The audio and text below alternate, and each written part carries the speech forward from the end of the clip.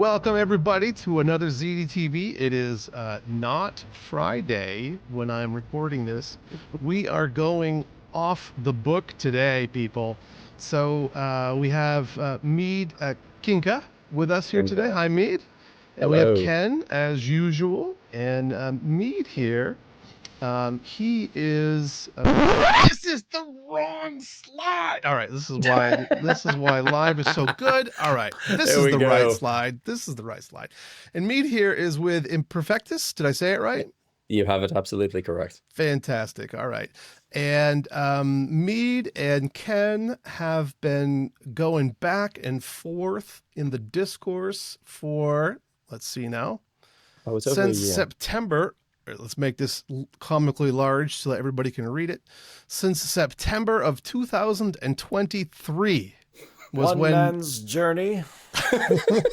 one man's journey. That is for It sure. all starts with the query of, how do I do this? Yeah, for sure. Oh So my goodness. Ken, if you don't know, has been busy working on Kubernetes type work.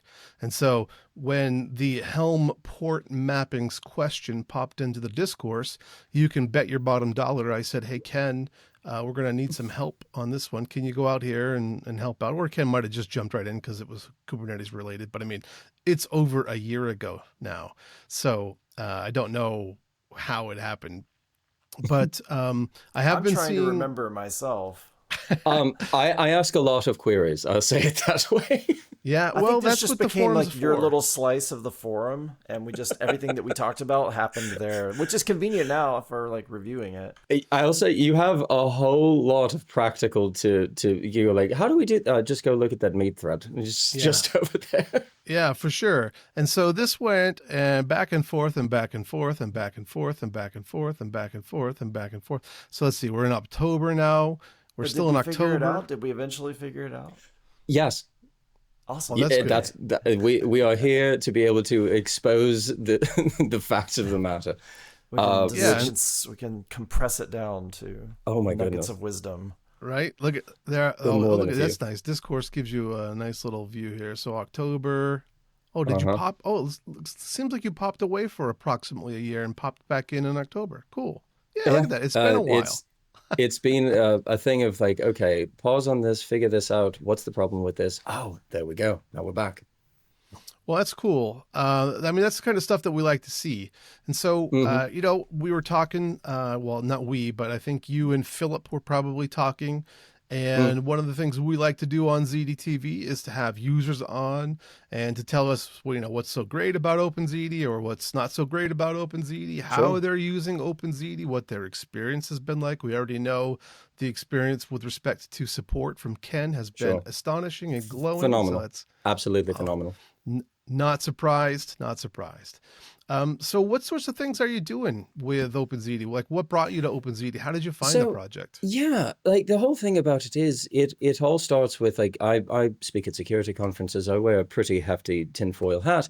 And you know, in the world of the attack surfaces, you look at, oh well, you can't pick out what you can't see, you know. So enter the world of VPNs, and you go, great, let's do this. Which competing format? Like much goes the XKCD comic of like, great, now we have 17 competing standards, and it's always the thing of, okay, I get that this is sort of what's being done, but it's probably not the best way to do things. So when you start thinking of like, okay, let's use, you know, WireGuard, and you go, well, it's a wonderful, effectively like secure backdoor. So if you want to give, you know, a cluster, if you're talking Kubernetes or any kind of infrastructure access, you do, but you give it carte blanche, you know. So when you look at that and you go, and when you say carte blanche, just for everybody who may not be aware, I think what you mean is every port is available to you're inside the,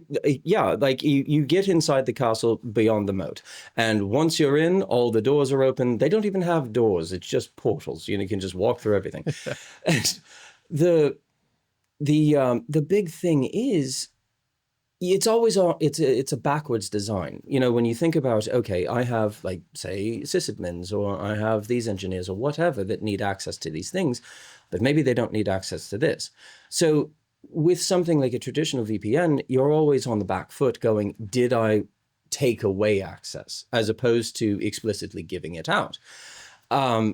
It's almost like, you give a night janitor a big ring of keys and you go, actually, you only needed one of those. I need to take that back.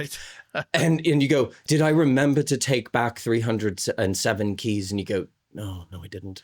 Oh, no. Which one is it? Oh, we moved that service over here. So it becomes a nightmare and it becomes untenable. And you have like a hodgepodge mess of, network rules and IP tables, this and so on. And it's always just trying to kind of capture something that you go, this is impossible. And sure, it has things like it's baked into the Linux kernel and it's there and it's everywhere, but that doesn't mean that it's good. It just means that it's good enough. And I started kind of analyzing that, going like, there must be a better way to do this. There must be some kind of cleaner fashion where I can give something explicit access and nothing more. And did some digging, like, end up on like Reddit threads, and you end up in self-hosted and people go, have you heard of this quiet little project? And I go, no, no, I haven't. So then the reading began, and I looked at it and I'm going, this is brilliant. Now, how do I use it? Sure. So that was the journey. And, the thing about it is like what we're using it for. We have a number of different branches at Imperfektus, and something that we have upcoming is executive transport. It's called the Envelope. And, everyone has seen the private chat. That's all well and good. But the thing that we're bringing to the table is the way we describe it is executive transport for those who value security. And it's everything end to end. And we can get into more details as that's kind of revealed. But when you think about locations and people involved and things that should be absolutely never seeing the light of day, that's what we're using, like one particular example. And at this point, it's actually used in tandem with a traditional VPN, in case we do need that full-blown door swung open, just give me everything.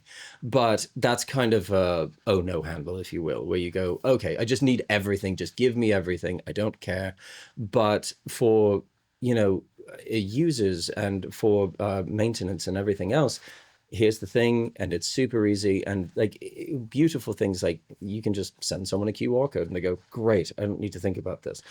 And anyone that's ever used things like WireGuard, that it's a nightmare of like, oh, well, let me send you this. And I need to, which public key certificate is it? Is it this one? Does that work? It's never fun.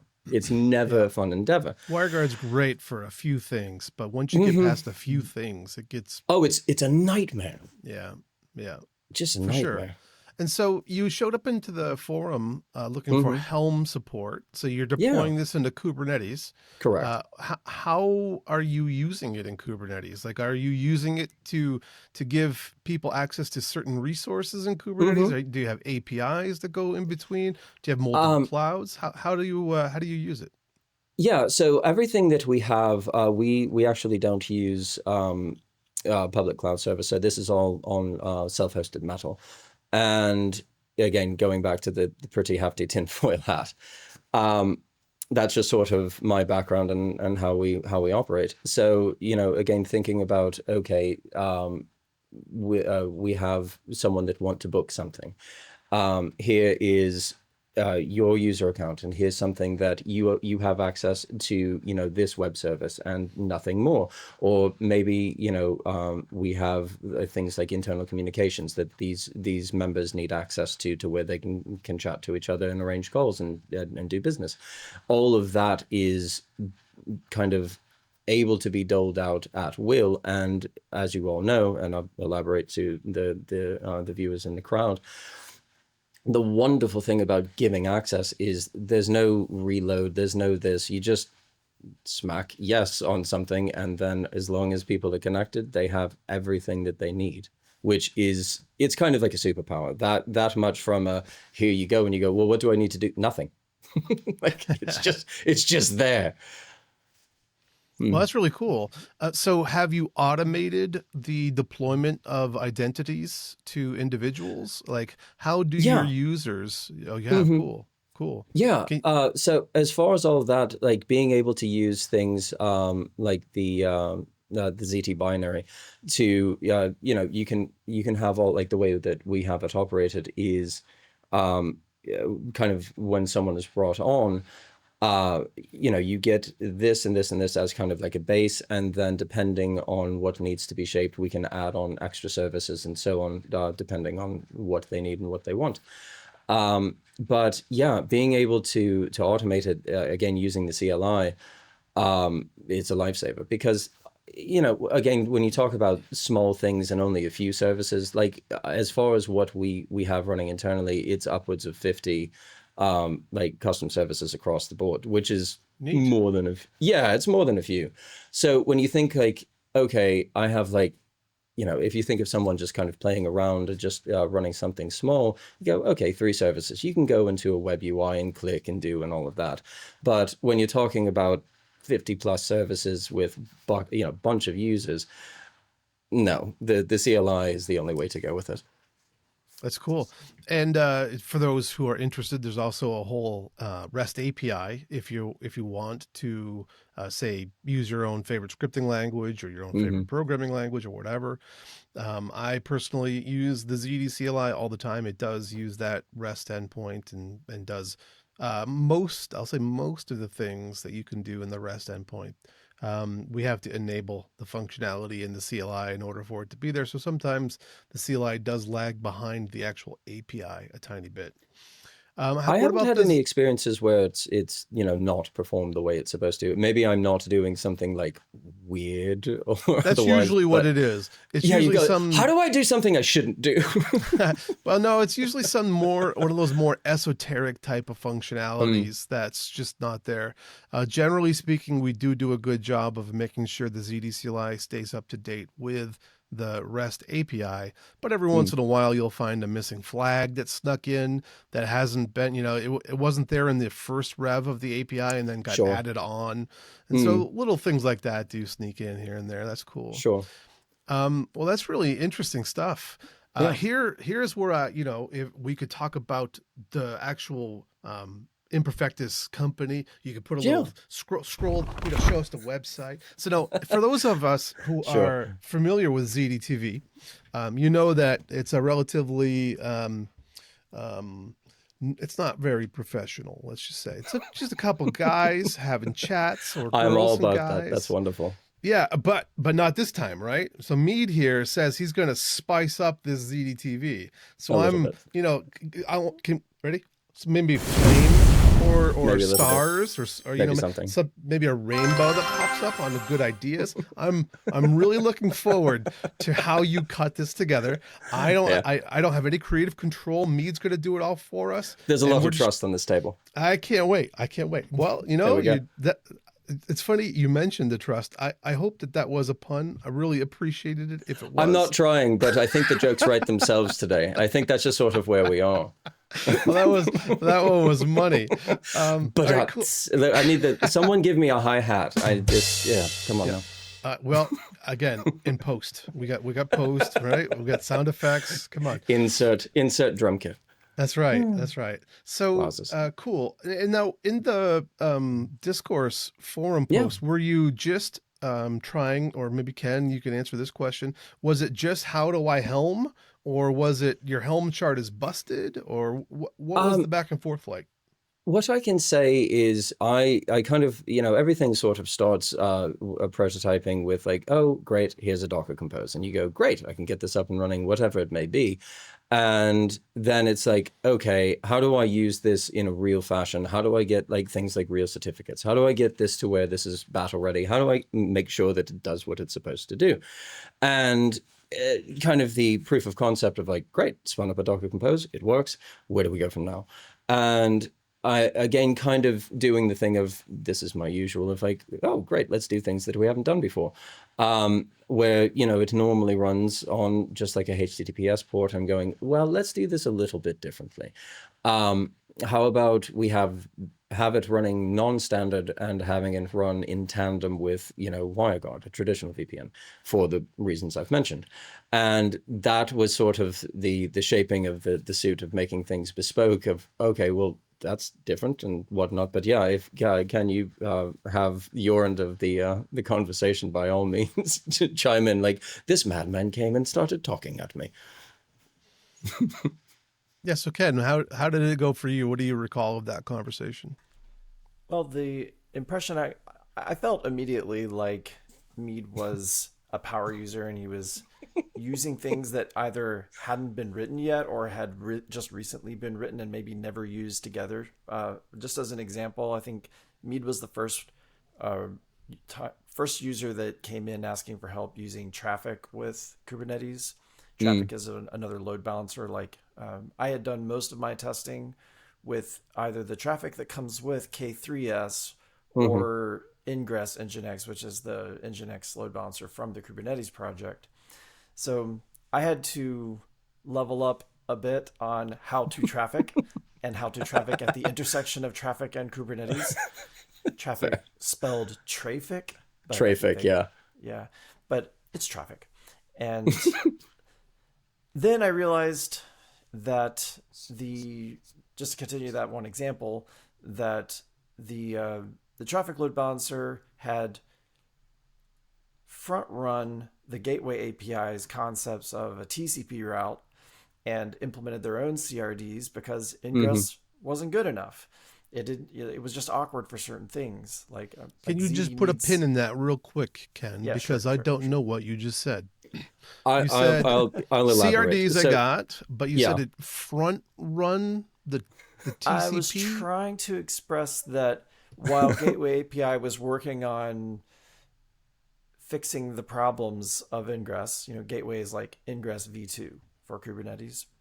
And while they were working on that, traffic didn't just sit around and wait, and they decided not to go the route that Ingress Nginx went, which is to annotate all the things. They went ahead and they filled the gap. They had their they made their own implementation ahead of Gateway API because they didn't want to wait. I see. What it is, there are two custom CRDs. One is Ingress root TCP and UDP, and you have total control over, like, if you wanted to do something like, oh great, let's give traffic access to SSH.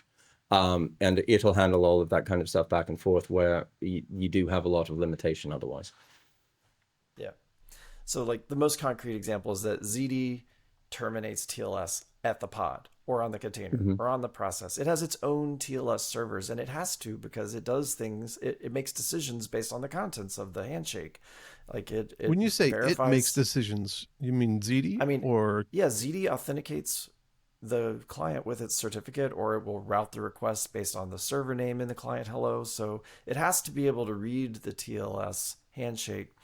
And most load balancers, including Caddy, many load balancers assume you want to terminate TLS, or they don't even give you an option to not terminate TLS. And Caddy's an example of that. It's great for a lot of things, but I've never found a way to pass through the TLS to the actual server. Yeah, it runs in that whole thing of like man-in-the-middle attacks, and you go like, yeah, but don't tamper with this and all of that. For sure. Yeah, well, and OpenZiti obviously being mutual TLS, if you attempt to terminate TLS anywhere along that path, it simply will not work. Yep. And by design. Correct. Yeah. Okay, so is that where the Helm port mappings comes from? Is it mostly all around dealing with TCP load balancers as opposed to, or ingress, or whatever the right word is that you want to put on that? Well, I think that's part of it. But then, kind of going with the let's say sabbatical that I took of like, okay, let's give this a breather and whatnot, and then during that sabbatical, did you just put it on the shelf and say I'll come back to it? I had a lot of business to do. It just kind of was sat for a little bit, and the great thing was, in that particular time, you guys made it to version 1.0 stable. So I'm like, okay, like sort of that was like a reminder for me. I'm like, oh yeah, it's been bothering me. Time to kind of get back into it, and I felt like that was a good place to go. Okay, what are these? You just sort of reanalyze, like, what are the questions that I have hung up? What are the last things that I need to accomplish? And other than, just figuring out sort of through all the documentation of like, okay, well, how do you start from scratch? Because like in things like Docker Compose, all that's kind of done for you. But having a production ready cluster, different animal. And then other things of talking about the console and how to not have that exposed to the public, and the same kind of thing going back with Trafic. Not like when you like one of the things that we do is we have a cluster issuer for all TLS certificates, and Trafic is really, really good at just handling all of that with configs. But enter Ziti of, well, I don't want to do that. So you have questions of, okay, I still want Trafic to handle the ingress in a way, but not. So this kind of harkens back to the, okay, so we need an ingress route TCP to be able to hand this off to this, to not interrupt it, to where it still works, but I still want a real certificate. Okay, how do I use a cluster issue with, like, you can see all of the stuff of, even if I have an engineer that needs access to the console, I still wanted to have a valid certificate. I don't want it barking of like, oh, you can't use this in this browser and so on and all of that. So that was more of the journey. And so when you make those certificates, are you using your own CA, or are you using an OS verifiable CA? So here's the thing. Where's that tinfoil hat now? Yeah, no, this is heavy. So the thing about it is I'm one of the psychopaths that we run our own DNS. So we actually use Power DNS, and this is with a cert manager webhook. So basically, when a certificate is issued, or not issued, but demanded, that hooks into cert manager. Cert manager goes, hey, I don't have this. Cert manager webhook, which is a brilliant project, and thank you to the man that made it, tells the master DNS server, hey, create this authentication record.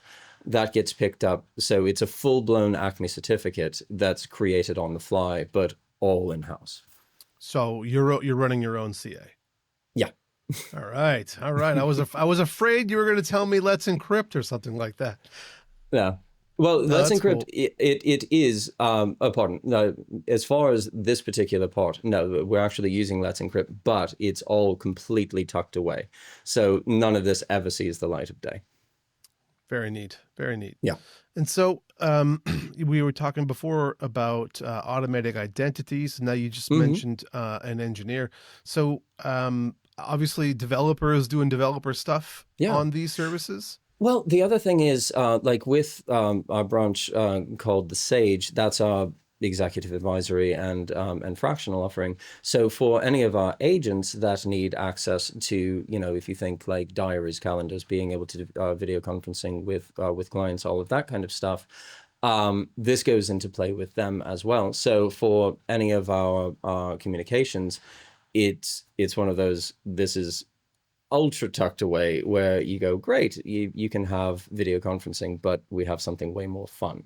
So it's a lot of kind of mix of engineering and also sort of internal talent, and then also sort of external clients as well.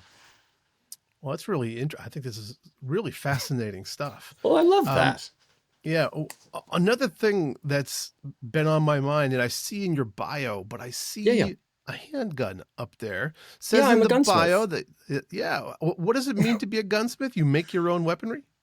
Well, so here I can take this down and kind of explain a little bit. But like things that are fun on this particular one, believe it or not, this is actually 3D printed stainless. Really neat. Yeah. So when you go like, oh, well, we possible.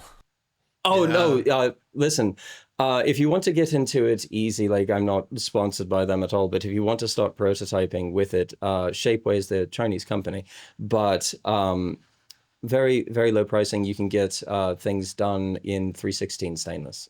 So it's the process is fascinating. Unlike a say a resin 3D printer where it's just kind of a melty spool that does the thing, this is actually what's called SLM. So it's well, no, SSLM.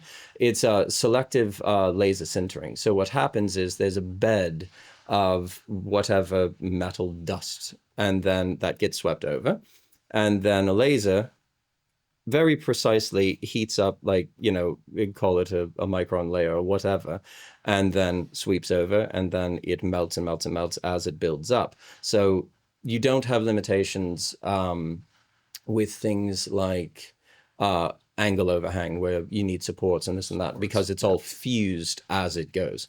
But and the material is quite sturdy. 316, you'll bend before it does. That's proper stuff. But yeah, like those are the kinds of things that we get into. But yeah, gunsmithing is fun. That's very interesting. And so the Imperfektus itself is delivering its services using OpenZiti. It's delivering identities. Have you looked into, or do you use third-party CA for your identities, or are you happy to let the OpenZiti controller control? I haven't had a need to go elsewhere. I feel like that would be a very specific use case to need to. You know, like I'm very much leave the simplicity to, like, if it's happy, if it's done, it does exactly what it says on the tin. Have you run into individuals saying, like, no, this isn't good enough? Well, so a lot of times, I would say, generally speaking, you're running everything through OpenZiti, which is cool. Sure. Obviously, NetFoundry is the company that sponsors OpenZiti, pays my paycheck and Ken's paycheck. And so if you want to, you can always purchase an OpenZiti overlay network through NetFoundry. Oh, yeah. And if you were to do that, some people, more of us tinfoil hat wearer people, are more comfortable bringing their own PKI to that party. Well, so I think the thing there is that you guys give the easy button. You know, it's one of those things where if you don't have the expertise or otherwise, you just go like, great, I'll just pay you. Wonderful service. Here we go. For sure. And then you got somebody who can go fix it when you need to have it to go fix it. Absolutely. And that's the thing. If you don't have the expertise or the manpower to be able to do it, then no, pay these guys. Yeah, for sure. Thank you. But the third party, that's what it's there for. The third-party CA is really neat, because if you were to purchase it from somebody, you can still use a certificate authority that you own and operate, and so your I did remember reading that, actually. And so your identities could be minted by your CA, and that's a really interesting feature. Also allows you to do things that probably aren't so relevant to you, such as IoT, are much more interesting, where you can mint the certificate and the key, put it onto your device, and then ship it into the field. And then when it turns on, the identity can just materialize in the OpenZiti overlay. And so that's nice too, because then for those use cases, you don't have the JWT or the QR code. Nobody's there to scan it.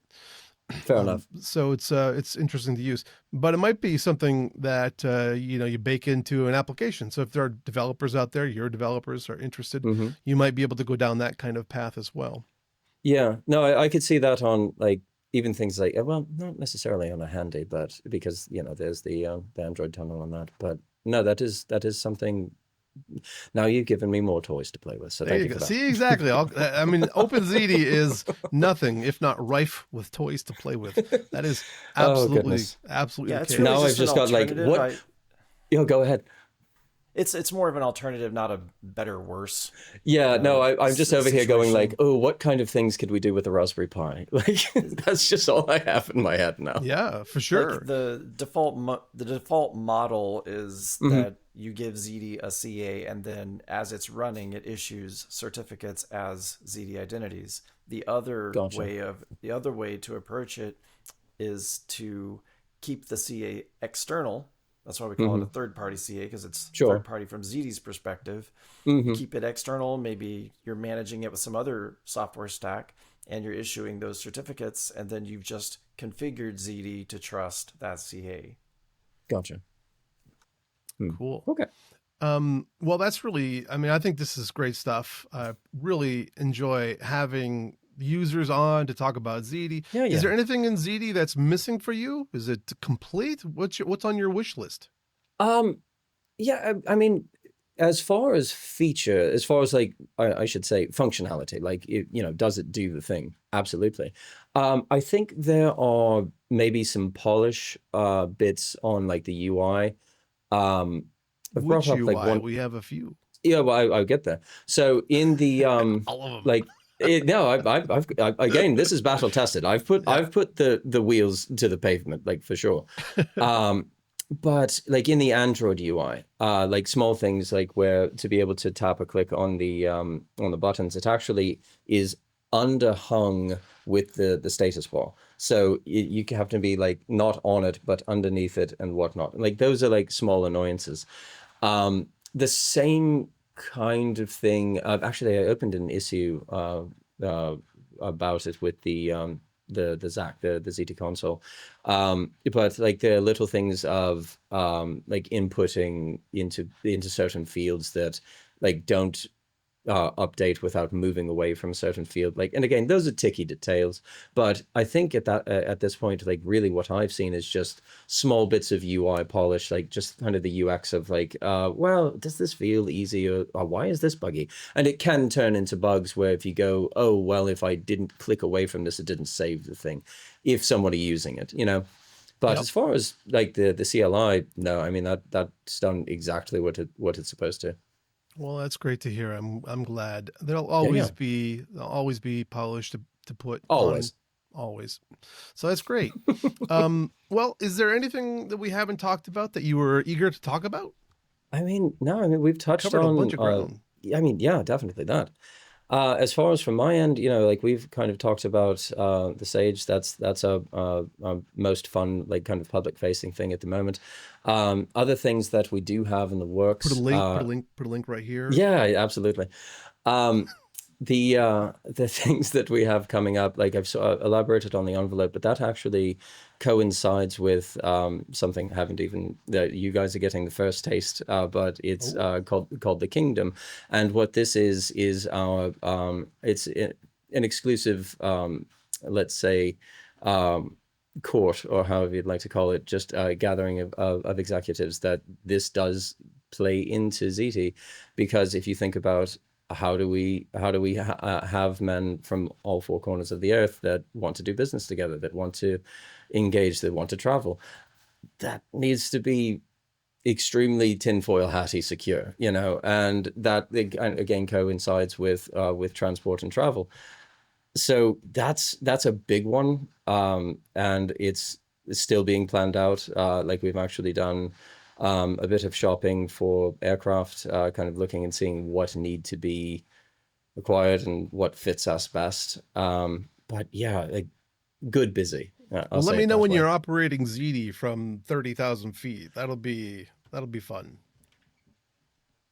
It'll be there. Like I assure you. Like even if you think about like how do you do like onboard entertainment and things, like you go like, oh great. If you have like a media center and you go, yeah, I'd like to tap this into insert network here, or like tap this cluster, I'd still like that all to be secure and in-house. And like, when we talk bespoke, I mean, like I'm making the carpet from scratch. Like that's where we get down to the nitty gritty. Yeah, very neat. Very neat. Mm-hmm. Indeed. Well, I'd like to continue answering the first question that we posed to you, Meade, about how you're using it. So just as a quick sketch, do I have this right? You have a Kubernetes cluster. Sure. You deployed the Ziti controller. You deployed the Ziti router. So they're running there, and you're publishing their TLS servers with the traffic ingress controller. Mm-hmm. Okay. And at some point during our back and forth, you had also mentioned Metal LB, which is a great Kubernetes-enabled load balancer intended for bare metal Kubernetes age nodes. Clint is hinting something. Link. This is where the link goes to Metal LB. Yes. Metal LB. Click. It's a I really wanted Metal to. LB. I wanted to appear through my hands. I like it. Oh goodness. It's metal. And Hmm. well, did you end up using that for anything? Yeah, no, MetalLB for anything that actually needs publicly exposed or like need a guaranteed external IP address, it's perfect for that. So, for example, with the Ziti controller, that actually is publicly exposed because it needs to be via MetalLB. So all you do, it's just handled with annotations. So you just you can do it one of two ways, really. You can have either explicit like one-offs, or you can have pools that you can just pull from dynamically. So if you say like, oh, I'll give it a /16 block or whatever, and you say, great, take this and just whatever needs a load balancer, give it one of these, at will. I run a lot more explicit because, again, most of our stuff is not publicly exposed. So I don't need large swaths of pools of like, oh, here, here's a 255 address pool and just go with it. The services that we have exposed are much less than the ones that we have internally ingressed. Okay. So you have one controller. We have high availability on the way, but you have a single controller right now. We Yeah, haven't that's gone exciting general stuff. availability yet for HA, but it's on the way. Do you And have an how many? approximate timeline? I'll put that forward. I think it'll probably be GA this coming year, for Oh, sure. cool. Very cool. Yeah, I mean, it feels hot to me, so I'm working on it. There's several people working on on that. But back to your cluster, you had Yeah. just one router. Did you go with a pair of routers? And So how did you it's configure still, those? Because they can do several different jobs at the same time. yeah, as far as the router, at the moment, we haven't had a need for more than one. But Okay. what I have is plans for when we uh, expanding data centers, basically. So what that'll have is, the kind of controller router pair on, say, like the master, and then for any other additional separate clusters, that way those can just be linked together with, and even access things like you just give it a kube control file. You go, great, I can access this particular cluster over here, or this like triplet, that kind of stuff. But that's more in the nearish future as far as adding on multiple backend locations. Okay. So that takes care of the basics of how you have installed and published Sure. the ZD stack itself, like the backplane. But what about the workloads? Like ZD has Edge SDKs, which let you either embed ZD as a library into your app so it doesn't need a proxy, or you can use ZD as a proxy. So those are the Okay. workloads. Are the workloads running inside the cluster or outside the cluster or both? So here's where I'll poke you guys, and you're welcome to go, oh my goodness, he brought up that R word. Now, you may or may not know, but I am weirdly technical, and I've worked on the Rust compiler to stabilize const.fn. From what I understand, you guys don't yet have a Rust SDK, We correct? do not yet have a Rust SDK, and I See, don't and know I'll that poke you. no one is murmuring about actually like seriously making one yet, as far as I know. And that's okay. Like I've seen a little bit. I haven't delved into it a great deal because we haven't needed it yet. But it's one of those. If I needed to, we could, do the FFI wrapper with C. It's not as clean as I'd like it, but it's one of those. If I absolutely needed to use it, like today, we could. But yeah, that's one of those things where like our services, like things that are bespoke, that's all written in Rust. So yeah, I'll push that on you. Well, Rust Yeah. is it does come up. It does come up. It's a real animal. Yeah, it doesn't come up all the time, but it does come up once in a while, and so there's there's some desire for it Sure. amongst the team as well as outside of the team. I don't Yeah, know. Go ahead. it's Ken. neat, but I mean, it's potentially powerful as soon as you have a reason for it to exist. I think it will. So that's why I'm asking about the workloads, whether they're like you installed ZD for a reason, you put it out there, and Sure. it's doing some work, right? So you must have Sure. workloads either in the cluster or outside. I was just wondering because there's a few things that we might want to touch on about. So what do you running mean by ZD workloads as far as ZT? enabled workloads inside the cluster? There's some different techniques for that. This part I may not be familiar with the terminology. What do you mean as far as ZT workloads, I suppose? I mean, you've got a client server relationship shuttling some Mm-hmm. bytes back and forth. That's a Sure. service, and you can Mm-hmm. describe that service with a ZD service, and then Mm-hmm. authorize it for the traffic to flow one direction or the other. So a workload I'm just using as an umbrella term for Mm-hmm. services wherever they might be deployed. These are usually this is just uh, probably a server running in somewhere like Kubernetes. Sure. Um, I may be misunderstanding, but I'll try and fumble through. So, uh, are you picturing something different than like what we've talked about, like with an ingress controller, No, whether it be, a workload is just some service running inside a Kubernetes land, and then Oh, gotcha. a ZD workload is just a workload that you're using ZD to access. So that's all. Oh, okay. Yeah, what kind of stuff are you publishing with ZD as ZD Oh, gotcha. services? So Oh, are they yeah. for humans or for robots or both? A mixture of both. So yeah, we could even talk about, human accessible services, and then even things like you talk about metrics endpoints, and you go, well, what are we doing with that? How do we make sure that everything is, the lights are green? So definitely a blend of both. And do you Okay. monitor your OpenZD overlay? Are you? I monitor anything I can put my hands on. It's Yeah. one of those things of, I've been in this particular space for long enough to know that I would much rather know if something is heading sideways ahead of time rather than later.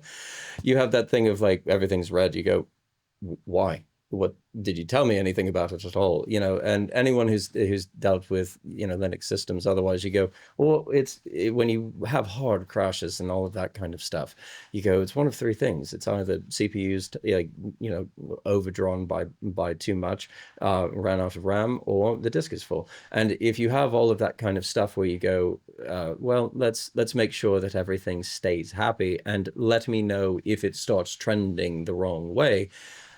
There's no other way to do things. I can't preach that one enough of like, yes, kids, monitor your things. For sure. I totally Did would you have agree. any for the things that you're publishing with ZD? There's typically one or more clients and one or more servers that are participating in that flow, right? So, did you have any? Do you have any ZD clients inside the cluster, or is it only servers inside the cluster? That is like microservices talk to each other, so one of them would be a client. That's all handled internally. So it's basically ZT is just kind of the portal, the gateway into that access. Okay, so ZD is serving as a reverse proxy inside the cluster for the cluster services. You're publishing cluster services via ZD inside. Yeah, exactly. To other places, right? Like the services are being consumed elsewhere outside the cluster. Well, yeah, you can't. Again, going back to future plans, like if you think, say we have like a Proxmox setup, and you think, okay, we have a HA setup with K3S, for example. And you go, great, I'd like to be able to link like a master node here with a secondary node in a different physical location. And you go, how do you do it? Well, it historically would be badly done with VPNs, but now you have the ability with ZT to be able to chain those two things, and it works seamlessly. So that's like one example. Yeah, I think that's one of the key insights about ZD, just in general at the highest level, is that while we were comparing it earlier to WireGuard and making the point that WireGuard is just a piece, it's just one piece of the solution, it's just the transport, it's layer 3 transport, whereas ZD is giving you not only the transport, but that full vertical integration of authorization. Yeah, it's seamless. And that's the thing that I really enjoyed about it, is like not only being lightweight, and we can talk about programming languages and all of that. Go is fairly slim.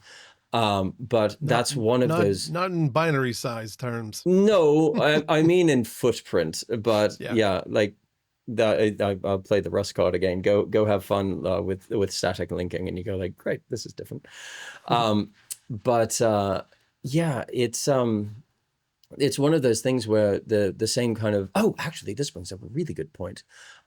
Something that I don't know if you guys are aware of, because I've done a ridiculous amount of research on it, like stupid amount of research with regards to like MTU size and things like that, trying to optimize, network flow. And one thing that came up that I noticed is if you use like, and this is any, because there are multiple WireGuard clients like for Android. This is a really, really specific thing. And hats off to you guys, and you'll understand why in a moment. If you are connected on Android, and like this is on Graphene OS, like, yeah, so, very, very slim, extremely efficient operating system. And if you use WireGuard to connect to a tunnel and all of that, it will less than half. I think it's roughly, you only get about a third of the bandwidth. And this is on, it doesn't matter. Yeah, no, it has nothing to do with it. Like you can look up like, oh, I mean, like I've tried the magic combination or anything. It doesn't matter. You can get it less bad, but it's never the full like the full pipe. It's never that. So yeah, you go like, oh, should we be running MTU like 1900? Try 16, try 1320. It doesn't matter. It's never going to work correctly. And you guys feel free to test this. It's true. But what I found is that Ziti does not suffer from this. So what if you compare, like if you like pull up like speed test, it doesn't, any kind of bandwidth testing service, and you can do this if it's connected to Wi-Fi or mobile data. It doesn't matter. If you're on Wi-Fi and say like, you're on like Wi-Fi 6 and all of that kind, and you're supposed to be getting like, call it like 500 megabits down, you'll probably get like 2. If you're using WireGuard. I'm not exaggerating. So you guys have like a project of like, I think you may have a case study like of why would you use Ziti, and you go like, because their stuff's slow, our stuff's fast. And it's not, I'm not joking. This is, I've done, again, a stupendous amount of research on why would you use it. But yeah, it doesn't matter if it's mobile data or Wi-Fi, Ziti just performs. And well, that's a real thing. That is so nice to hear, and you should write a blog post about it, because because a lot of times a third party doing third-party research is much more valuable than us doing it. No, and I forgot about it until just now, and I'm like, oh, that's one of those points that I've had like over the past year knocking around in the mind and going like, yeah, no, that's a real problem. Yeah, that would be fantastic, and would be happy to promote whatever blog you decide to write if you decide to write one. Sure. No, that's a great idea. It is a little long into the tooth here, and so I wanted to wrap this up because it's been a good conversation. It's been a lot of fun, and again, this is Imperfektus with Meade Kincke, and Ken and Clint. And Ziti TV, we haven't, and in case you notice, I'm going to premiere this. This should be a YouTube premiere at some point where it shows up live. So this won't be live. Again, remember, it's not live. So if you got this far into it, you probably won't be surprised it's not live. But I didn't put a date on this one. I did put December 2024 because I do hope that I'll get it out in December. But if it's in January, that's just how it's either way, you'll have something wonderful to watch. That's right. That's right. Fantastic. Well, Meade, thank you so much for taking the time to talk to us about how you use OpenZiti. Really fascinating stuff. I'm sure we'll see you in the forums when something else goes wrong. Well, let's hope that's done. Yeah. Well, let's hope it's done. I don't know. Maybe another 1 year long giant Discourse post is in our future. Oh, but goodness. Maybe not right I think we've had enough. That's goodness. But yeah, if any of you definitely go have a perusal. There's a lot of information in that thread. Yeah, do feel free to start a new topic. There might be a lot of gravity. Actually, just from the sheer mass of the old post, it's pulling you back nuts. in. But well, no, it's true. It's kind of a collapsed star. But actually, I've started up another one. This one's a little bit more, I'll say, tricky. And this is dealing with things like, how do you share network printers and why can't I access them? And by the way, this is a fun thing. It doesn't work in WireGuard either. I've tested that too. Oh. So there's something weird, and I think from kind of like instinct, I think it has to do with broadcast. But there's something, it's something weird, but there's something that even Ziti doesn't Like even if you give it a network block and all of that, it just goes, I can't see it. It has access to it. Like I've created services and all of that to test it, but there's something weird going on where that network access is You not. might have to force it to use there. a specific protocol on a predictable port rather than letting it go through its whole discovery algorithm. Yeah, I bet that sounds way less stubborn than me. Like, how do I make it boring and easy? How do we do that? Like, with a lot of work. All right. Well, what a great conversation. Again, thank you so much, fellas, for showing up. Indeed. And we'll see everybody next time. Great. Bye. Cheers. Thanks, Glenn. All right, cool.